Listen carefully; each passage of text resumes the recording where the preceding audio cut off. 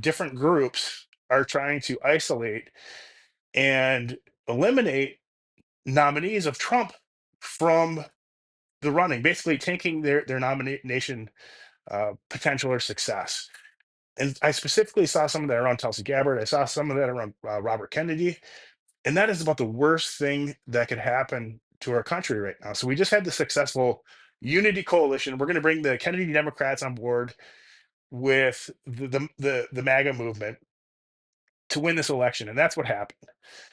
And when you start to have all this infighting and jockeying for power within the presidential administration, and not considering, what it took to get to this position, to this place, it becomes very precarious for the nation's future success. We have a replication crisis. And this isn't just in, they attribute this mostly to social science at first, but this is in the biomedical world. So if we can't reproduce our clinical trial results, um, we have a big problem. So we need to go back through and actually pay scientists to validate their previous work and have better population level statistics on the effectiveness and also the dangers of some of these products. Every American that's been born after 1982 has had a shorter life expectancy. So it's that for that reason alone, we need to try something new. And I think this is why Robert Kennedy is the right person for this fight. The fact that the pharmaceutical companies are terrified of him, the fact that a lot of these old public health officials are terrified of him, the fact that he's coming at this with the objective that he wants to use the best gold standard science. That's what we should be doing in public health. That's what we should be doing in medicine. And that's why Robert Kennedy is the best person for the job.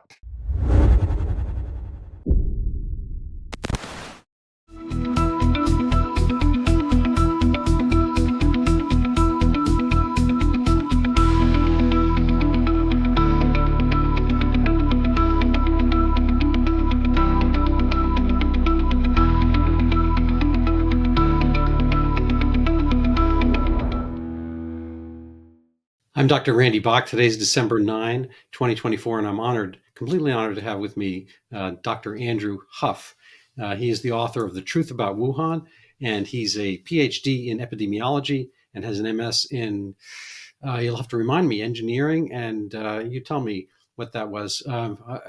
And he is kind of a critic of some of the things that went on in our last administration. He's very hopeful for our next. I think he's somewhat aligned with the concepts presented by our putative HHS director, Robert F. Kennedy Jr. He has a military history. He's served admirably as a participant in the Iraq War, so he's a veteran, and we commend him and thank him for his service. Andrew, tell us a little bit about what is the current kind of political landscape and some of the fault lines regarding these nominations of Tulsi Gabbard as head of the, you tell me, was it National Defense Council? I forget. I'm sorry. Sure, that's fine. It's alphabet soup, as usual with the U.S. government. Where to start? So Tulsi Gabbard, she's been appointed as the ODNI, so that's the Office of the Director of National Intelligence.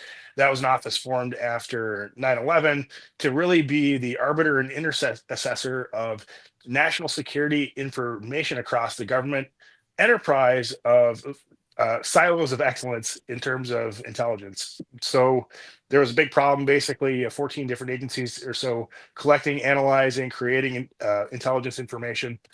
One of the things that came out in the 9/11 report was that, hey, these agencies should all be talking to each other and sharing information. And that's why the ODNI was created, to sit on top of all these agencies and really get a grasp on what's going on, to be able to share that information across different agencies. And so what's going on in terms of politics? Well, well, it seems to be changing by the minute. And over the past 2 years, I've become more involved with that. I actually became friends with Tulsi, also with Robert Kennedy Jr. He helped me get my book deal and endorse my book, and has helped me in a number of other endeavors. And what I sort of see happening behind the scenes is there's been some fracturing among the unity coalition, and more so on the Republican side of that coalition. So if you look at the Republican Party and this past election cycle, it wasn't really just Republicans versus Democrats. there were 6 or 7 different political factions when you think about it. You had neocons that became Democrats. You had neocons that were Republicans. You had the Maha movement, the MAGA movement, and all these different subdivisions. And you have the old school conservatives that are typically, Christian conservatives as a faction. And once the appointment process began within the Trump administration, you have all these people that start jockeying to get appointments within the new government. So the president has to appoint roughly 3,000 different individuals, and I've heard numbers as high as 6 or 7,000 when it all finally shakes out.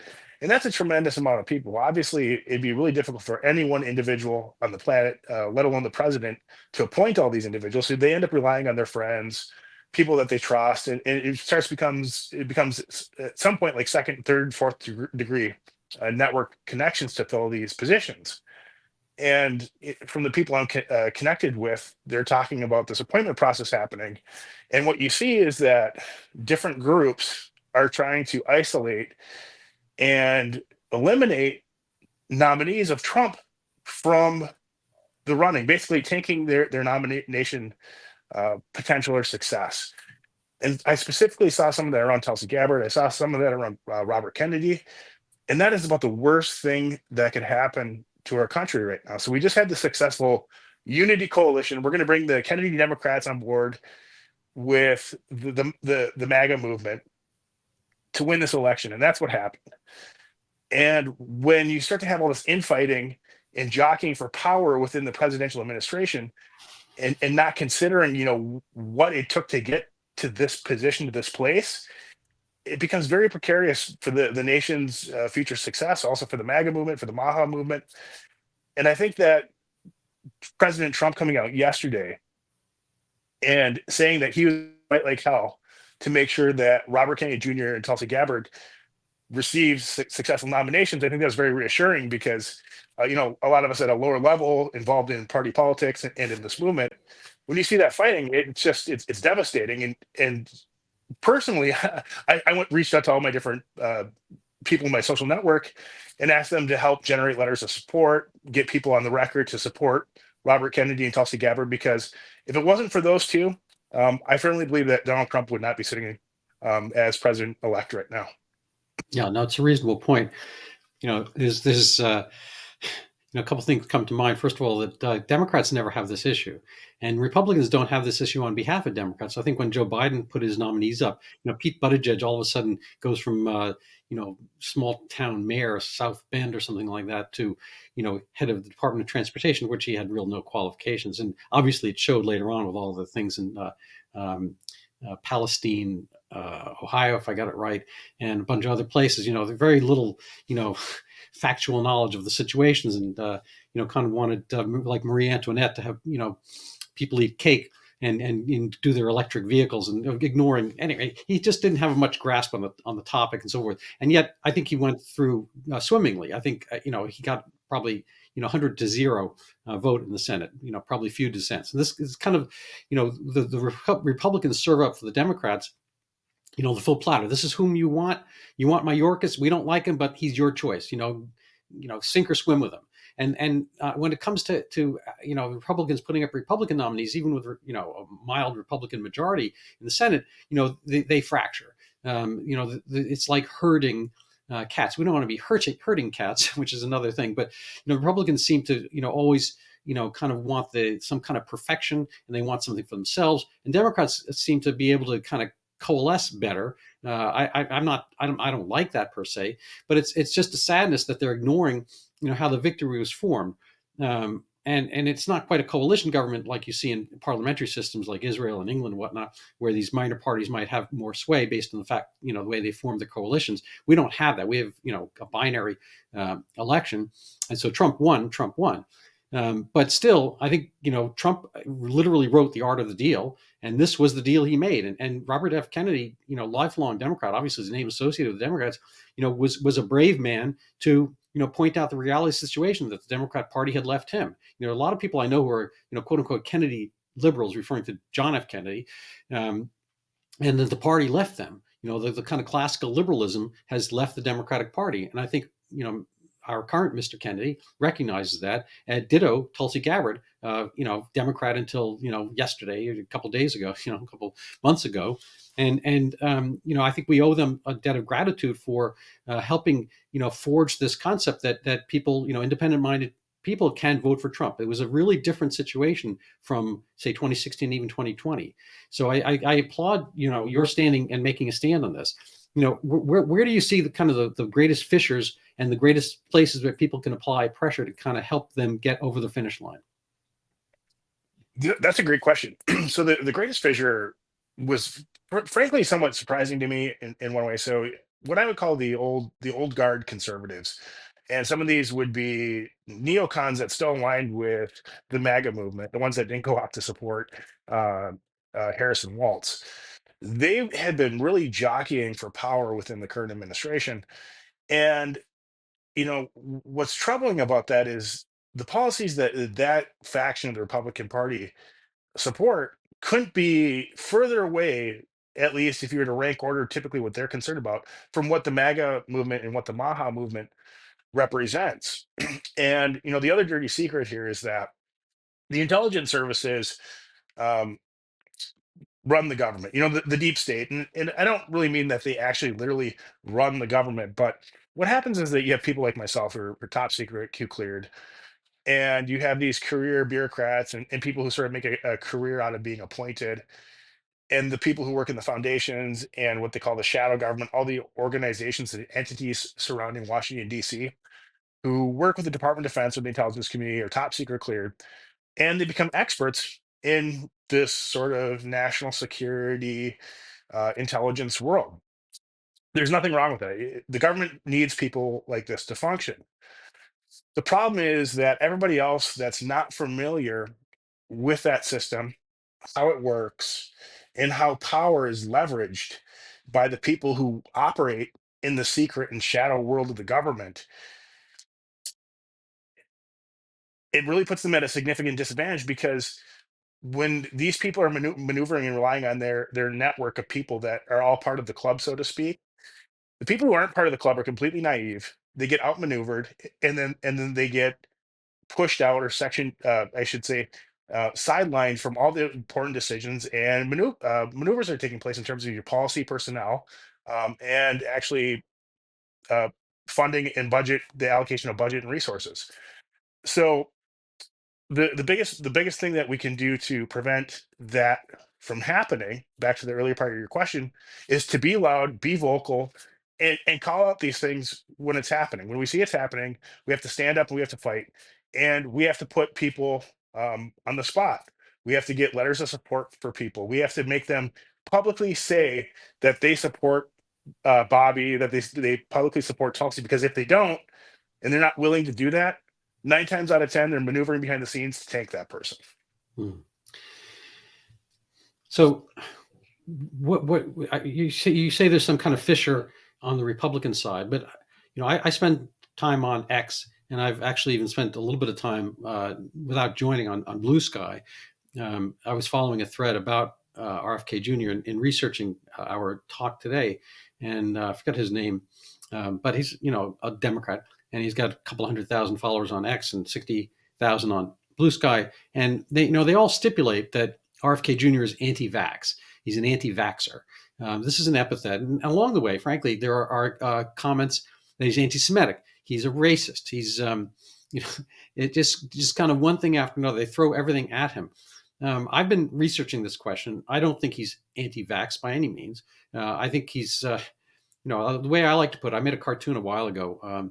A guy putting on, 50 layers of clothing, every piece of clothing he has, because he's pro-clothing. Now, I'm not anti-clothing if I wear the right amount of clothing. If I only wear my trunks at the beach and I wear my boots in the snow, I don't do vice versa. It's not anti-clothing to pick out the right clothes for the right situation. There's a great yellow fever vaccine. I've never taken it. I have no plans to, because I'm not going to Nigeria. I'm not. Maybe someday I might. Who knows? But it's always a matter of medical choice and medical freedom to pick out the right vaccine for the right person. But now everything's kind of mandated, and you start out long before you're a man and long before you can date, by getting them, hepatitis B, at birth. and most babies are, not don't quite have the capability of becoming junkies right off the bat, or or injecting, so forth. So what exactly are we treating? And RFK Jr., I've listened to a number of interviews so far.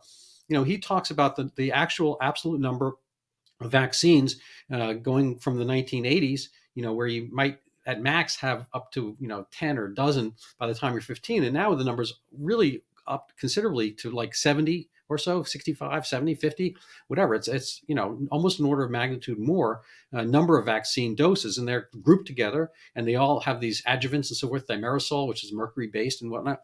And I'm not saying he's, I don't think he's actually promoting or propounding that A causes B, where the B, A is vaccine and B is autism, whatever. But I do think it's a reasonable thing to kind of peel this back to this pre 1986 NCVIA, the National Childhood Vaccine Indemnity Act, which kind of opened the floodgates for pharmaceuticals to kind of change their focus from medications, for which they might be sued, like Vioxx and whatnot, to vaccines for which they can never be sued.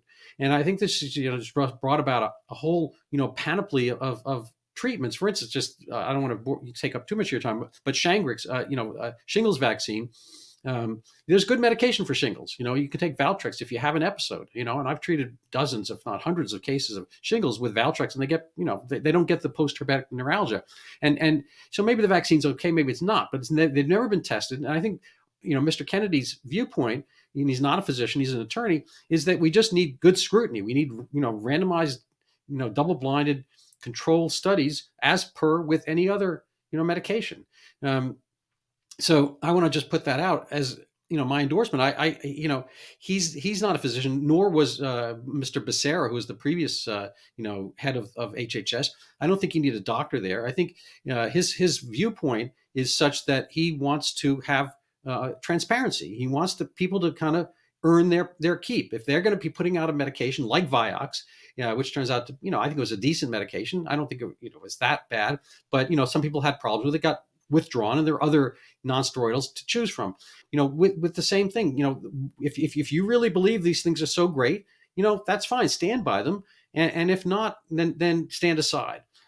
So I think he's there for transparency. I don't know if you want to comment on my little diatribe or not, but any thoughts about that? Oh, sure. There's a ton of things to unpack there. So first of all, if you look at how the federal government functions in the United States, everything is in terms of the lowest common denominator.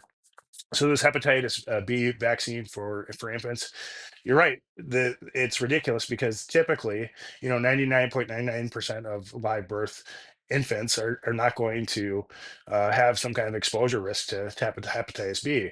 So once again, this was the government playing to the lowest common denominator. You see this actually in the public education system. They're not teaching to the highest achieving students; they're teaching to the lowest achieving students. So whether it's the public health system, the education system, basically the nanny state or the welfare state, it's always playing to the lowest common denominator, so you don't hurt yourself. And I think what's going to happen during the Trump and Kennedy reign, so to speak, of public health is that we're going to stop seeing the government trying to play to the lowest common denominator. We're going to allow patients and families to have individual choice of what treatments, vaccines are best for their families. And I think that's in line with American beliefs, the Constitution, and frankly, the best way for our country to run. Because that then sort of rolls into this next issue, which you brought up, which is the lack of a free market around vaccines. When you take away liability from the manufacturers, it's no longer a free market, so they're incentivized to make dangerous products or not have high quality control on their products, or not have rigorous safety and testing, and maybe even commit fraud so they can get their products on the market faster. So, all of this is sort of the complexity surrounding the vaccine issue. And, people have asked me the question, I used to believe that people, or the idea that vaccines caused autism was lunacy. And over time, when I start to learn more about the process of how the studies were conducted, the types of studies that were actually conducted versus what I was told, and I dug into it, it seems to be more and more plausible. And like anything in science, there's typically not A causes B in epidemiology. Oftentimes things are multifactorial. We know for a fact that it's heavily, there's a genetic factor, which is quite important whether or not a person develops autism. So they have to have the right genes. Then they also have to be exposed to certain things, that being the vaccine and other environmental factors potentially, which then result in a person having autism. But if you look at the time period at which it happens, I mean, it's pretty hard to argue that the vaccine doesn't play or account for a large part of the variance, meaning it doesn't play a significant role in the child developing. I mean, if it looks like a pig, it talks like a pig, it sounds like a pig, it's a pig, right? And the other thing we say in epidemiology is guilt by association. Well, the associations are sort of off in these case control studies because maybe the way they were designed, selection bias, the pharmaceutical industry leaning on the scientists so that they produce a certain result. I mean, we saw that with the SARS-CoV-2 vaccines. So all these different things are taking place, and I'm really excited for the fact that Robert Kennedy is going to take these things on, even though he's not a medical doctor. He's certainly well versed in just the simple position of we should be running the correct studies to determine whether or not these things are Right. safe or Yeah, no, effective. I think that's And what totally the true. bounds are, that's where we should be. Yeah. No, he mentions over and over again with Bill Maher and with other interviewers. He gets this, they all think they got the gotcha question. I was just watching Kristen Welker with Donald Trump, and she's got kind of, she's got the eyes and she's kind of staring. They all think they're going to get you. I think so much. When interviewers of the media, which is pretty much skews left, get somebody who's not of the left per se. They all want to catch you, and so everything kind of gets stipulated. It's literally begging the question. They're putting things in evidence which don't exist, and so since you're an anti-vaxxer and you're a racist and so forth, what are your, it's just kind of a funny uh, aspect. And with the Bill Maher interview, he points out that he has many children, and they were all vaccinated. He didn't stand in the way of their getting vaccinated. He just thinks it's a reasonable point to talk about because literally there have been, depending on how you look at it, there have been huge increases in the numbers of autistic diagnoses. Now it could be that we do this more because we built up a bigger kind of mental health establishment or ballast or whatever, and people are looking for this, and things that might have just been called a little bit odd or whatever, now you're on the spectrum and now you're autistic. So I don't know how much humans have changed. When I was young, there was certainly not this diagnosis at all practically. It doesn't mean there weren't odd people. Maybe that got called something different. We didn't have ADD when I was in elementary school, and I don't think we had dyslexia. As terms of art, it's not to say that people didn't have certain issues and so forth, but we didn't say diagnose things or medicalize. So it's hard for me to gauge how much of it's this and how much of it's that. But I think we can look currently at populations, from place to place, whether they're getting the same number of vaccines, whether they have that same diagnosis of autism, if we have similar standards for making that diagnosis. And I think that brings up the question, of the Amish, the Mennonite, Orthodox Jews who have abjured vaccines to large extents or entirely, and whether they have those diagnoses. Steve Kirsch believes they do not. And again, I don't know whether it's societal, whether they are, teaching their kids different, whether, the nurturing aspect of being in a close knit community, insular, and maybe it's maybe it's TV cartoons that bring autism. Who knows? But there's something there that certainly and it hasn't been large enough numbers to verify. If you were part of say a new HHS, where would you kind of direct studies? What would be your kind of strategic view? Sure. So I think the important aspect to look here is the epidemiologists and academia and the government that did the statistics can have it both ways. And what I mean by that is, so if they're the same epidemiologists that are analyzing the data, is looking for causality, and they say that there's no association between autism and vaccines, they're also the same epidemiologists that are conducting the surveillance to count the incidence or prevalence of autism in the population. So if we do have this dramatic rise since the mid 70s of autism in the United States, the same epidemiologists are doing the surveillance work are the same ones that are doing the trying to figure out what the causal inference is, or the association between vaccines and autism oftentimes. So they can't have it both ways. So assume that they're good at their jobs and they're acting honestly. Well, what explains this sudden increase? And you could toss out video games, family culture. I don't really buy into that because there's, like I said, there's a heavy genetic component to this. So if there's 50% heritability on whether or not a male has autism, what are they being exposed to at that age group to have onset? And I actually agree with what Steve Kirsch has observed about these other populations. They don't seem to have as high a rate of autism. So it's something in the environment, whether it's the environmental exposure, as we call an epi, it could be the vaccine itself, could be something they're eating, could be air pollution. You can come up with a whole list of things, but my point is that it has to be something that they're being exposed to at a young age, and we have to take a closer look at this in terms of directing the future research portfolio of HHS. HHS is a huge, massive agency. So within HHS, you have NIH, which is a whole teaching hospital research arm of HHS, and with that, that's most of the biomedical research is funded through that wing. But then you have ARPA-H, which is the Advanced Research Projects Agency for Health. We have BARDA, the Biodefense Advanced Research Development Agency. That's like vaccines and countermeasures. There's ASPR. That's the Administration for Strategic Preparedness and Response. So you have all these different agencies that fund research to a heavy extent, and a lot of them are working on. Currently, at least with the past administration, countermeasures development, mRNA technologies or similar gene therapies, other types of monoclonal antibodies to respond to emerging infectious disease threats or pandemics. I think a big chunk of that funding should be redirected to actually clinically validating a lot of the drugs that we have in the market.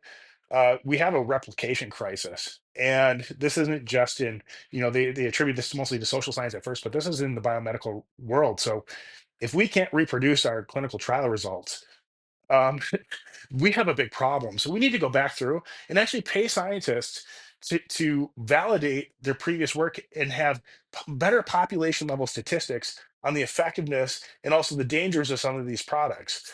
To go along with that, we should also be directing these funds to um, testing nutraceuticals and other alternative forms of either treatment therapy, because it's a huge area of research to see what the effectiveness is of these other treatments, which are not being produced typically by pharmaceutical companies. I know that's not politically favorable to, obviously the pharmaceutical companies in that base in that sector of the economy. But the reality is, if you look at SARS-CoV-2, ivermectin, zinc ionophores, Pepsid AC, hydroxychloroquine. They were all effective at different stages of the disease, at least of treating the disease and reducing severe clinical outcomes in the patients. That would have had a massive uh, population level benefit if they would have been deployed at scale. So these are the kind of things we should be thinking of at HHS or at the government level, the federal level, because what we care about is population health. How do we reduce costs to the population? Okay, and also make the individual, each person in the house, each family have more decision and more choice in their lives, and that's what liberty. That's what it is all about. That's what freedom's all about. That's what it's about to be an American. And the federal government's job, at least in terms of health and public health, in my opinion, is to facilitate that and make those choices easier for the individual. Right.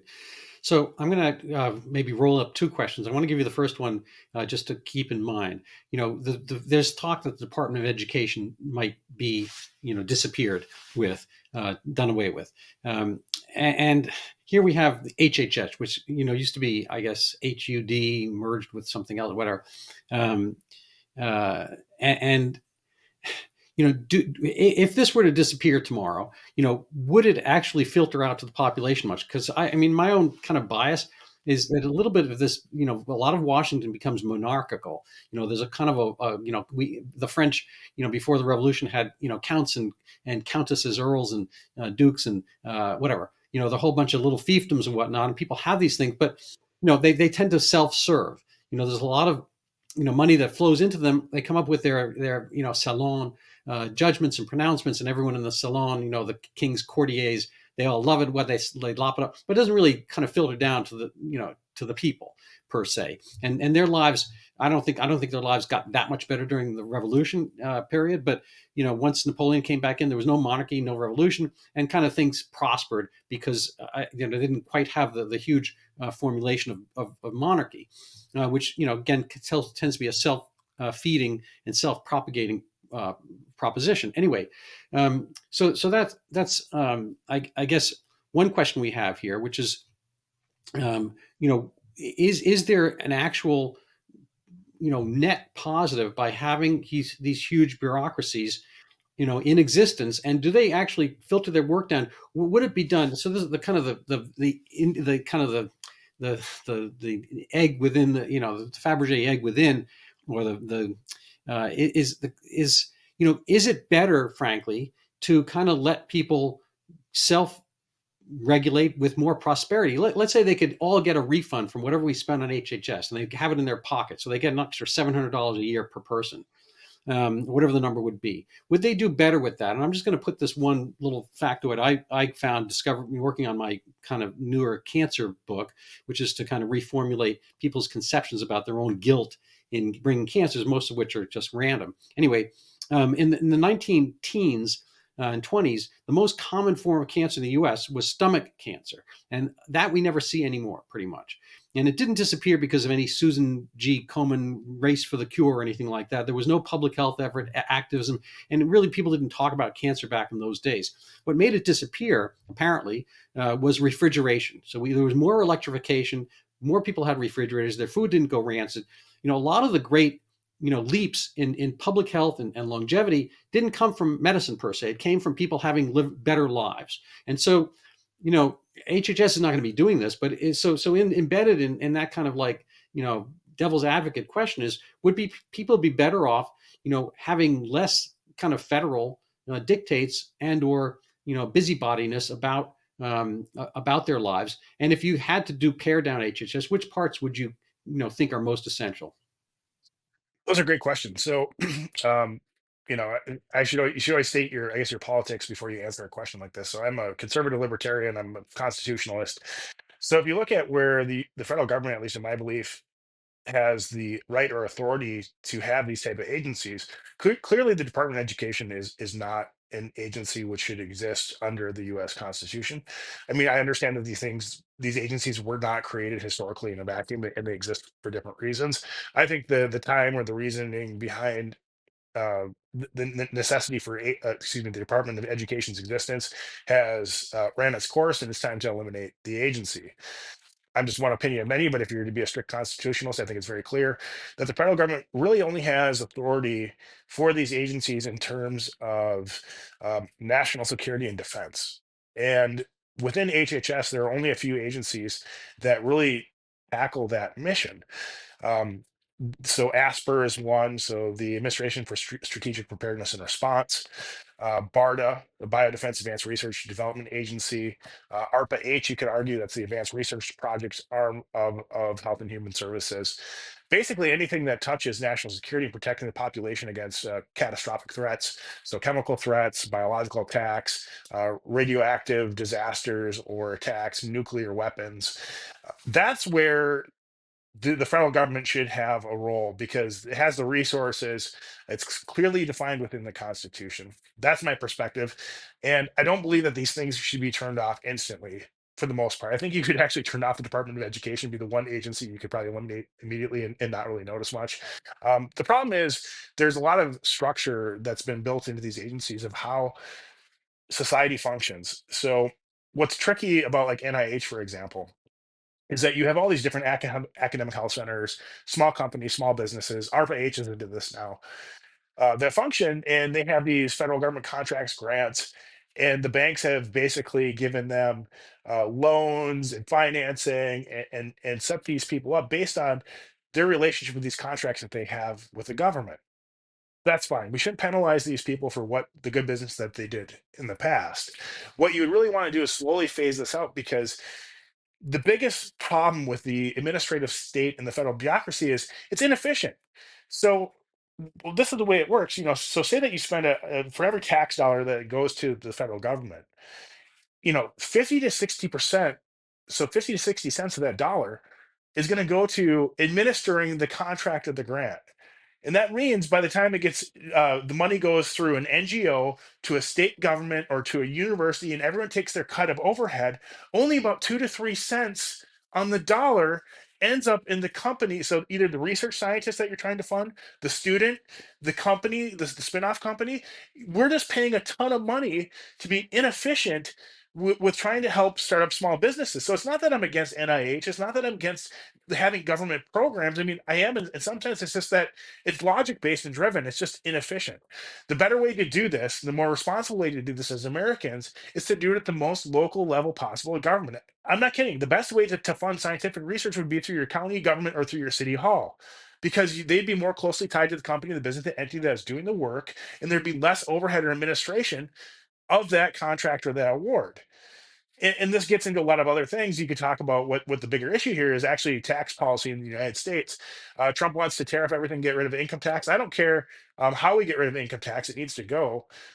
But the best way I think of doing it is having a consumption tax, basically like a sales tax, but a consumption tax, tariffs. I mean, this doesn't really matter, because once we change the framing of how the government either prints money, spends money, and manages money, and helps Americans remember that it didn't always used to be this way, and your state government can fund research, your county can fund research. It doesn't have to be the federal government doing it, because when the federal government has policy, it's a one size fits all solution for every American over all 50 states and our territories.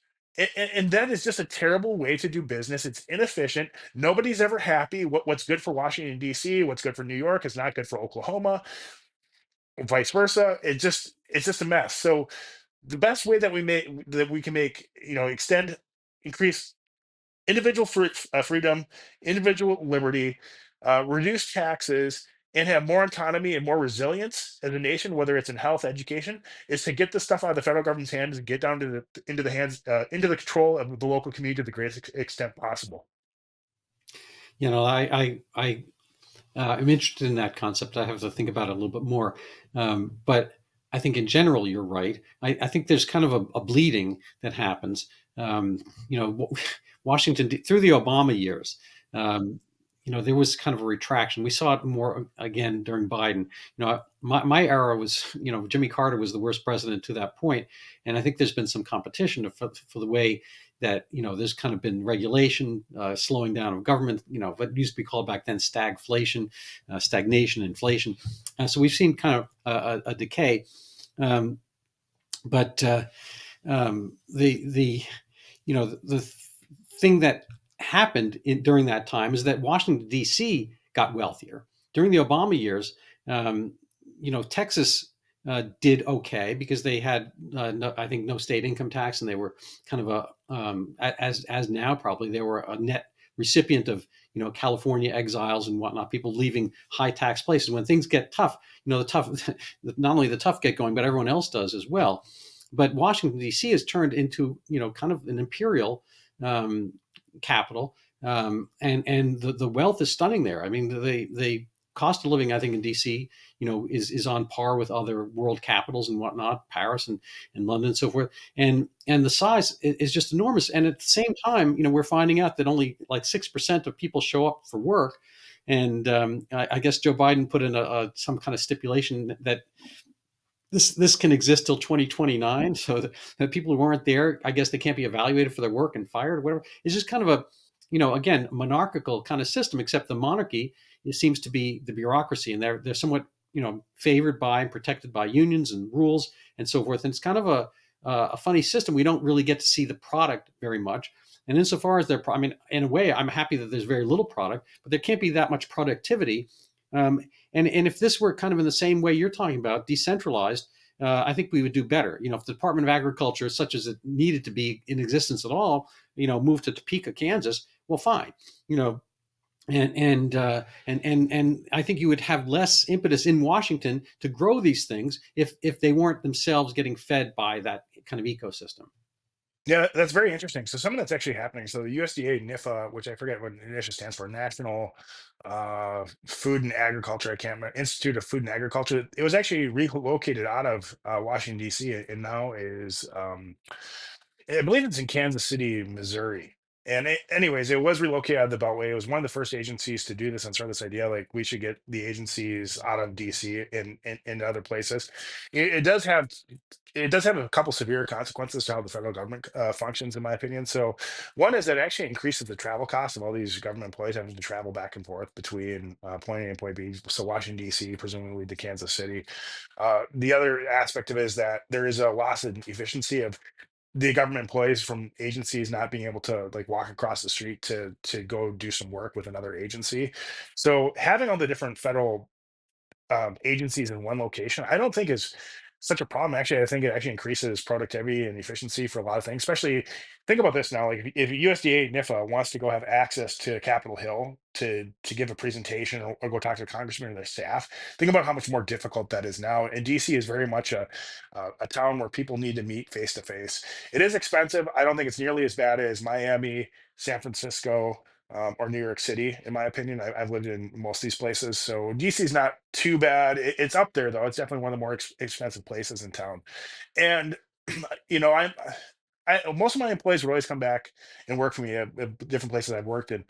And this issue, whether or not employees can work at home, I think is really a non-issue. What the federal government needs is they need strict standards of how to evaluate employee performance.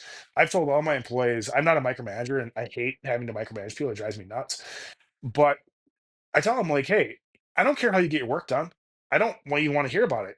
I'm giving you a deadline, and please come tell me when your work is done, and I'll take a look at it, and then I'll work with you. And if you need help or you're not going to meet your deadline, communicate that to me because that's what helps set my expectations. And I think people appreciate that. And I think there are so many micromanagers out in the world at a high level that become executives or presidents at universities. These people who are always micromanaging their subordinates. I've never been one of those people. I work by trying to empower the workforce. I try to inspire them. I make it safe for them to make certain kinds of mistakes because any kind of mistake can be corrected almost automatically. Whether it's the military, the government, the tech world, fail fast, get it out there, get it open, communicate it, correct it, and move on. Failure is all about, success in life is all about how, when you fail, what you do to correct the problem and move forward.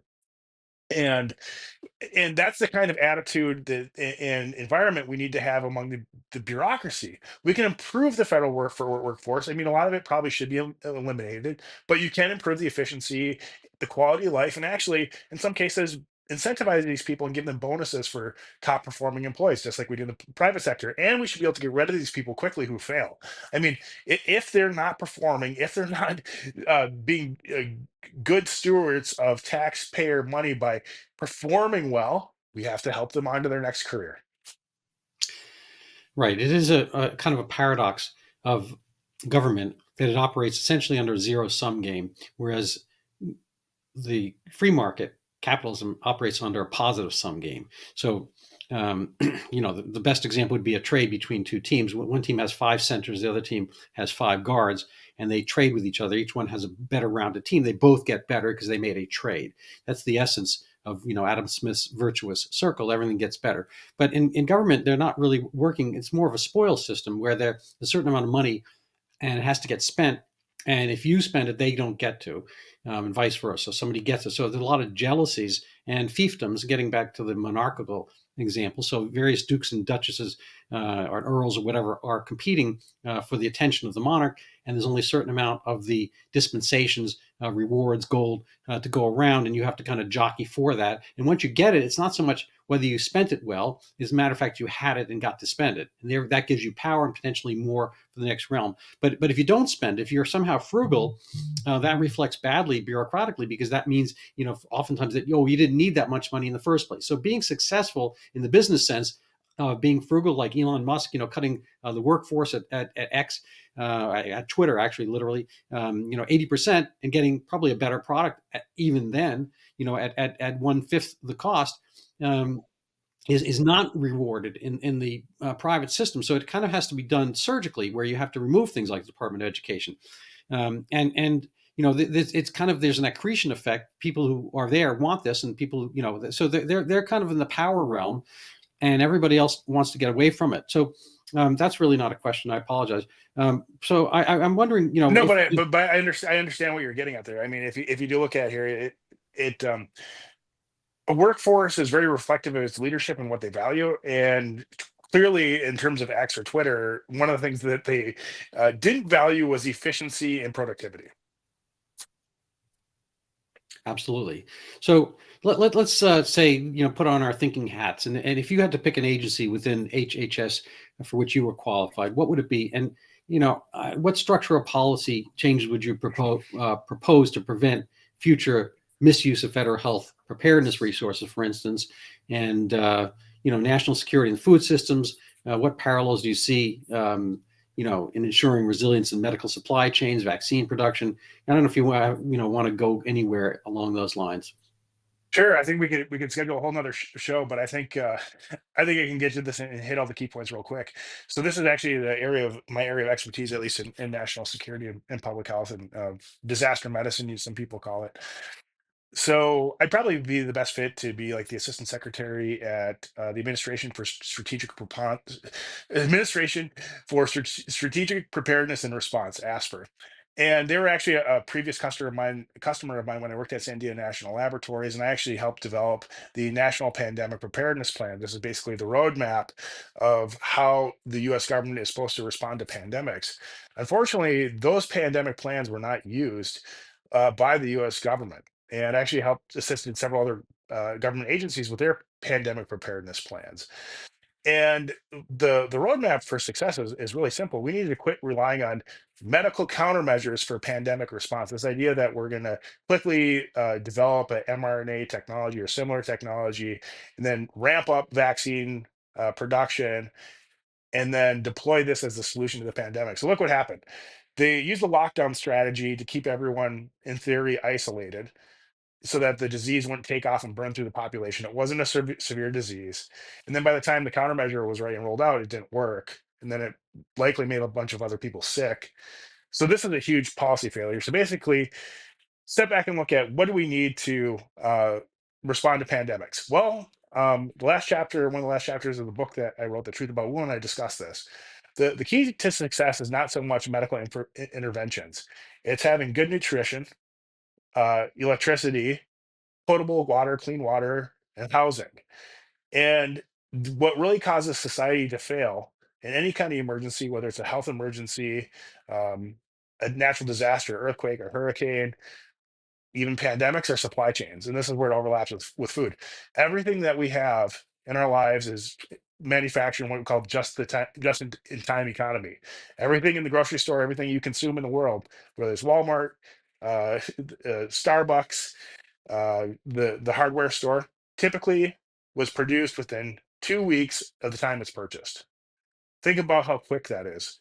And what happens with a supply chain or system like that, it makes it very fragile to personnel disruption. So one of the main things that pandemics do is that they remove working age adults from the population. And as that increases, as more people get sick and pulled out of the population, these supply chains break down. So, really simple way to solve that problem, so we don't have the kind of catastrophic failures that we had, like with the meat production. Remember the meat shortages, is that you need to have more uh, a wider distributed system, a not centralized system. It's not quite as efficient, right? It will increase operational costs and prices because we won't have super vertical supply chains doing high production and output, but you create resilience by having redundancy in these types of facilities, whether it's food production, drug production. You have these things regional. The other thing is we shouldn't be supplying drugs and critical supplies from outside the United States. We should be producing all these things within the United States. It's a huge national security concern. Think about if World War III kicked off. And if China is making a bunch of our critical drugs and supplies and they're one of our enemies, okay, we're about 18 months behind in scaling up our own production for these supplies. So really, this is not, some people make the argument that globalism prevents international conflict. It does to an extent, but it also hollows out your national security. So we have to really focus on developing these drugs, these critical supplies within the United States, and look at things like nutraceuticals, nutrition and health, and actually probably make vitamin packs or have deployable systems um, at a very local level nationally to increase pandemic resilience or preparedness. Yeah, I would emphasize water.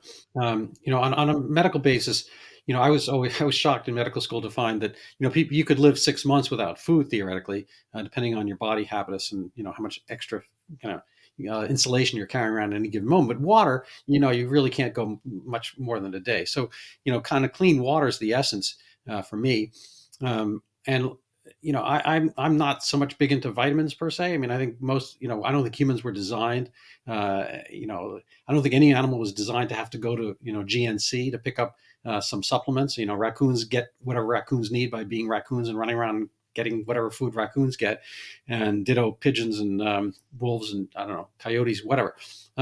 So I know we are not quite living in the wild way we used to, and there's some disconnect there. But I think if anything, we are probably a little bit over vitamined, if you could measure such a thing. Not that it matters per se, but I think people got taller, stronger, and whatnot because of consistency of food application. So, plus people got taller because of hybridization. They married across, gene pools. Not in their own little village in Italy or in the Andes or whatever. So shorter people tend to come from more insulated populations. So there's been a couple of things that made us bigger and stronger than ever. If you watch today's NBA versus even Larry Bird's, you'll see a difference in physique and size and whatnot. So people are getting bigger, taller, stronger, faster. All the records of the Olympics get broken, kind of with reasonable frequency.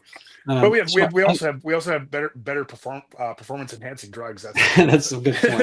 it. That's a good point. So there's a lot of stuff that people, there's panoply of choices people can have, but ultimately it comes down to the fact that if something happens, you want people to be fed, but you need water, you need communication, a lot of things. In a sense, in writ small, not large, was Hurricane Helene. And Milton in North Carolina and Florida and whatnot, and where people were cut off. And I don't think we performed really that well. It wasn't that hard. It wasn't, there was no World War III at that moment. There might be World War III going on right now, but it wasn't happening in North Carolina. And I think people got treated horribly, and they got treated politically. And we're not talking about FEMA per se, but I think that the almost anything, I mean, everything, I guess, is political in a sense. You can do this much or that much, depending on what you want. And a lot of, I guess, we have to kind of come up with something that's perhaps super political that gets above politics in getting the people that I guess worked so hard for this administration to get in. Um, but you can either kind of talk on any of the things I've mentioned right above, but I kind of, we have time is a little bit limited for us. We're rounding out the hour. I'd like you to maybe, if you can, or wanted extemporaneous comment on the situation in Syria, and then vis-a-vis Tulsi Gabbard. She's been kind of smeared with the fact that she met with Assad. I personally think, this old concept, keep your friends close, your enemies closer. I don't think it's a big problem to learn what are the desires of people with whom you may not agree totally. And moreover, I'm not sure that in the breach that the Al Qaeda replacement for the Hezbollah-backed Assad is going to be much better. But at any rate, I don't know if you want to kind of comment on kind of the world situation, how that reflects on Tulsi's nomination. Sure. So if you take a look at what's happened or transpired in Syria over the last, I guess, well, 20 years. And so if you look at the invasion of Iraq and other Middle Eastern conflicts that the US was involved in, conflict with Israel, and then actually Jordan's involvement being a Western ally and being border Syria. And I've spent some time in Jordan on near the Syrian border. I didn't really get there so much when I was in Iraq, but that aside, I understand the situation pretty well. And the United States kicked off a series of unfortunate cascading events when we toppled Saddam in Iraq. And there's no putting the genie back in that bottle to where we are today. And at the time, I actually thought it was a mistake to remove Saddam Hussein as a dictator in Iraq, even though I fought that war. And you could look at it as Assad as being somewhat Saddam-like figure. The Well, reality is that the these, same Ba'ath party, actually. yeah, and well, the issue here is that these people were typically um, were were were were not theist in terms of how they were ruling their domains, and they were pretty objective in trying to keep the peace between a bunch of warring tribes and people that hate each other. And that's the reality of many of these countries in the Middle East. They're areas that they're held together by force, and then once they're held together by force, then they have to keep the peace. And looking at you know what Tulsi's opinions have been about Assad and that part of the world is every time that and I agree with her. Every time the United States intervenes in Syria, Iraq, these other places, that it just gets worse. And so so after you topple one person, the intelligence services from the United States and our Five Eyes allies take a look at it and say, well, who's the next least worst option that we're going to back? And then we back one, and this sort of backs our arms trade business, the international arms trade business. So this is big business. A lot of it's on the black budget and of our nation, other nations, and it keeps that business rolling, which is a terrible business, at least for U.S. long-term national security interests, because every Syrian that gets killed, whether they're a radical Islamist or an Assad supporter, whoever they are, their children grow up to be enemies of the United States. And that's what we really have to think about every time that we're thinking about implementing a regime change. Every person that we kill, we create a whole family of enemies.